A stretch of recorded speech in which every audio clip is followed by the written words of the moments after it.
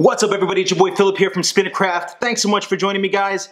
We got a great video for you today. Today we're going to be talking about bearings. We're going to be talking about the difference between bearings, steel bearings, stainless steel bearings, ceramic bearings. We're going to be talking about that. We're going to be talking about which one should you get, is it important, and we're also going to be talking about the contest that ends tonight. Don't forget, the big video compilation contest with all the prizes ends tonight. You have to get your submissions in by tonight. We're going to get into that in just a moment, but just in case you forgot, the one who dies with the most toys wins. Boom!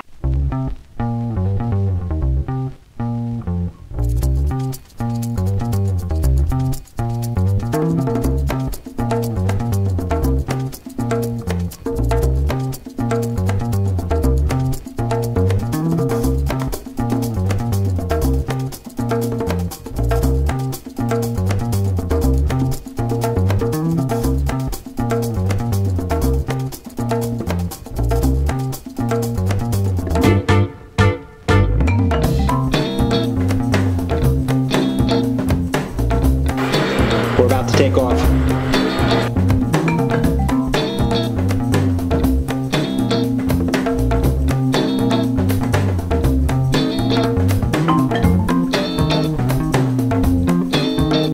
Alright guys, we're going to be talking about bearings today, so let's just get right into it. The first thing that we're going to talk about is the traditional ABS plastic bearing. So now, when you have a traditional ABS plastic bearing, much like the Pro Fidget, when you pop the caps off, generally this is what you're going to see. You're going to see some sort of metal ring there. Generally there's this guard around it, and you'll see that on both sides. Now, for the traditional standard ABS spinner like this, what you have here is you have a steel 608 bearing.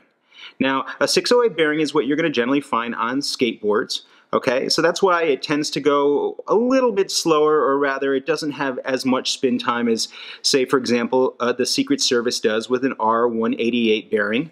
But it's still a very quality bearing. Obviously, you see skateboards work, and they work fine. The one thing to be mindful about these bearings is, though, they are steel, and of course, steel and water are enemies, right? So water and steel, they don't go together. Steel, of course, when it gets in contact with water, it starts to rust. And when this starts to rust, it doesn't spin like that anymore. So when you have a traditional ABS spinner that has a steel, whether it's a steel bearing or casing, or whether it's arms or whatever it is, any kind of steel, you don't want to get wet, or if you do get wet, you just want to make sure it's dried right after. Obviously something can fall into a puddle, but as long as you're going to dry that, it's going to be fine. The thing is, you don't want to keep it wet or have it in a place that's going to be moist or humid, because you don't want to get any rust going on with this. Okay, so the second one I want to show you is the original Pro Fidget spinner, and those of you who are lucky enough to get those, you know that those come with ceramic caps, not the steel ones like this one has. So these are ceramic, and now you can see the difference here. When you zoom in here, let's get a little tracking. See the balls inside there? Those balls are ceramic. So those balls aren't going to rust, okay? But check this out. Here, the inside of the balls and the outer piece here, those are stainless steel on this particular piece. And so what that means is stainless steel isn't going to rust either.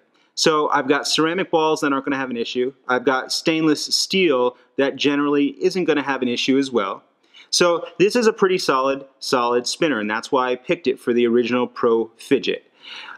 Some places, now you want to be mindful of this, some places will have ceramic, but then the outside actually won't be stainless. Instead, it'll just be steel. And so even though you have the ceramic balls, the outside steel, you can find a little rust. So you want to make sure sometimes if you're going to be doing that, you're going to get a nice ceramic ball. You're also going to want to make sure the rest of the hardware is stainless steel and not just steel. Now I wanted to pull in another example. Here's another example. Now you can see the way that it's in the Pro Fidget, it's black. And then here we have the same ceramic balls, except this one has a gold steel or stainless steel. I'm not sure on this one, but you can see it has the same appearance and it looks really nice. So you can do that the black with a contrasting gold, or you can do black on black. I like black on black. Some people do black on gold, some people do the black on silver with these hybrids. Okay, the next one that we have is the R188. So we can look at the Secret Service spinner. This is the one that has the 5-minute spin time out of the box, and which is pretty amazing for this price spinner.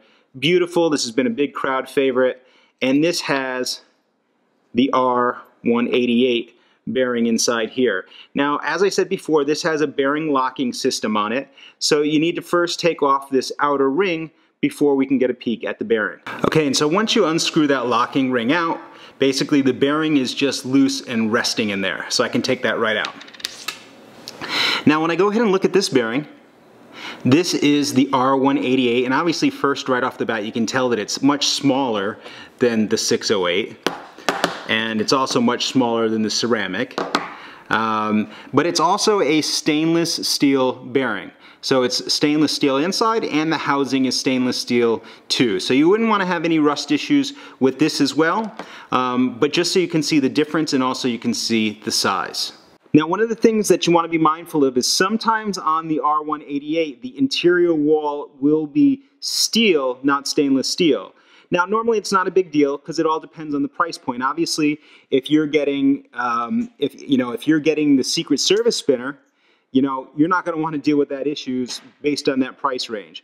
But if you're getting something in the $10 or under price range, you got to expect the fact that, you're not going to have the most high-end spinner in a $10 product, right? It's got to have some sort of caveat to it, but you just be mindful and you don't get it in water. And if it does get in water, you just dry it. It's not a big deal. Here I am just pulling out the caps from the Mech Army, which we just did a review on just a couple days ago.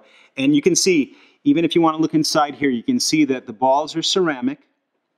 And you can see that they're that beautiful black shiny ceramic color. And then inside here looks really nice and strong. This is most likely stainless steel. And on the back you can see, possibly you can see, there's a little bit of a guard right there.